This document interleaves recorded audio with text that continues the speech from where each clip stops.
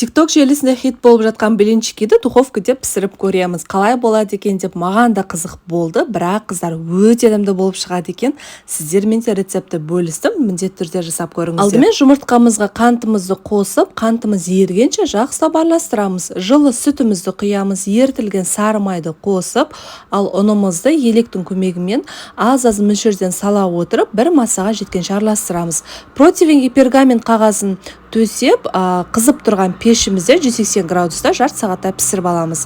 Креміне 20% қаймақ және де тыржеланияның сгущенкасын қосып, екеуін жақсылап араластырамыз. Мінекей өте дәмді крем дайын болды. Біздің құймағымыз 2 есе үлкейеді, бірақ одан қорықпаңыздар, қыздар, кішкене суығаннан кейін өзінің формасына қайтадан келеді.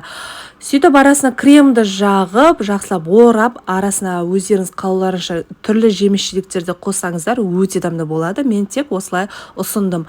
Шынымды айтамын, қыздар,